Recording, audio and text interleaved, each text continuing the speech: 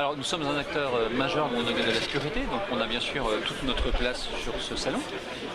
On a souhaité cette année bien sûr parler de notre actualité produit, mais on voulait surtout axer cette session en 2015 sur le bon ou le mauvais chasseur d'APT, voilà, qui est un titre qui a suscité pas mal d'interrogations vis-à-vis de l'ensemble de nos partenaires et de l'ensemble de nos clients.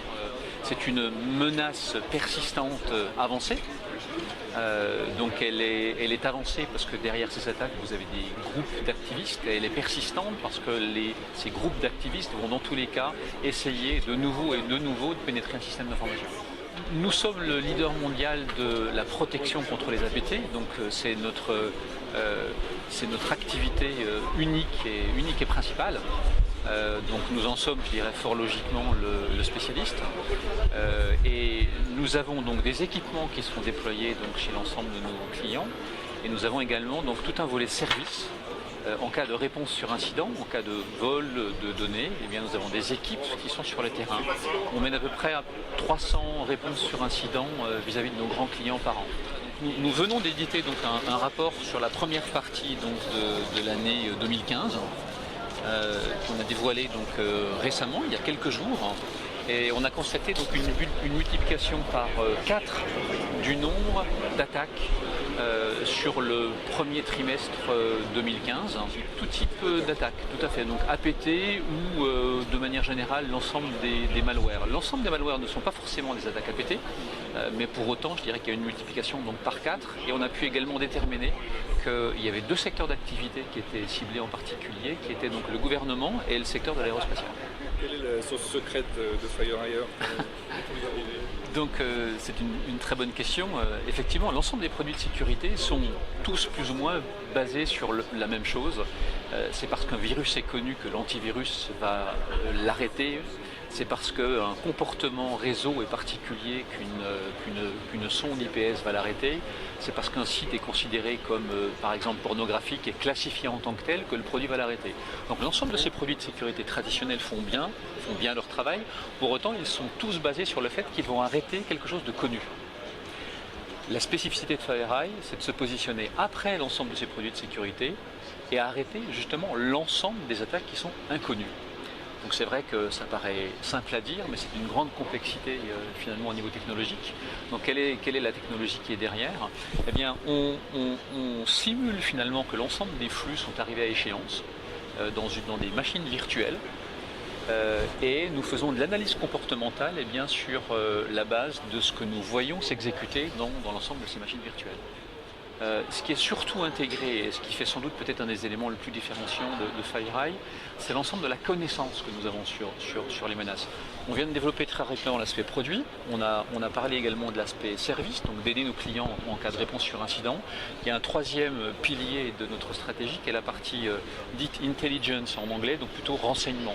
Lors de ces réponses sur incident que nous faisons donc, au niveau mondial, on collecte des informations. Nos produits remontent également les informations en cas d'attaque chez nos clients.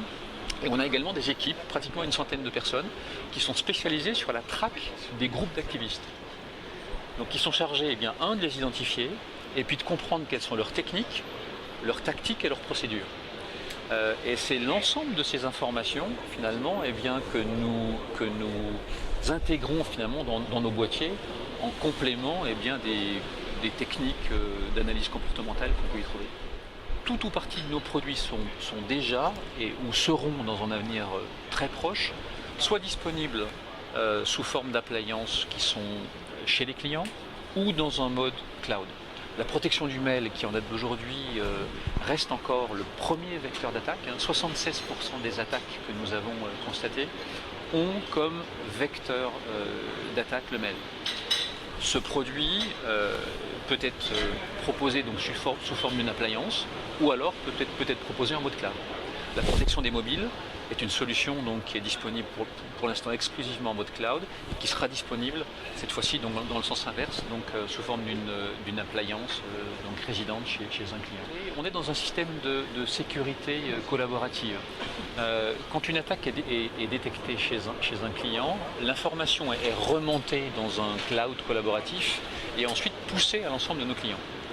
Donc, quel que soit le secteur d'activité, je dirais qu'on est dans un système collaboratif qui fait qu'un client qui a découvert, qui est équipé de produits FireEye et qui découvre finalement l'existence d'un malware, va pouvoir partager cette information et en faire bénéficier l'ensemble des clients FireEye. Et vous avez la possibilité, selon votre décision, selon la sensibilité de l'information, ou pas, de partager cette information. Donc vous pouvez soit bénéficier, je dirais, de l'intelligence sur les malwares que nous collections auprès de différents clients, et d'y participer, si vous le désirez, selon la sensibilité des informations que vous souhaitez ou pas remonter. Voilà, c'est tout à fait possible. On a ces deux modes de déploiement de l'ensemble de nos produits selon le secteur d'activité. Mais typiquement, dans les services proactifs que nous délivrons, on va valider quel est le plan de réponse sur incident d'un client, au sens large du terme. Est-ce qu'il a un plan de communication? Quel est le plan de crise? Est-ce que les informations sensibles finalement sont connues? Est-ce qu'on sait quantifier le nombre d'informations sensibles qui ont été exfiltrées?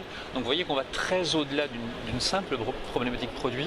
On est plutôt dans des plans de communication, dans des process qui sont mis en place pour essayer de minimiser au mieux l'impact d'une exfiltration de données.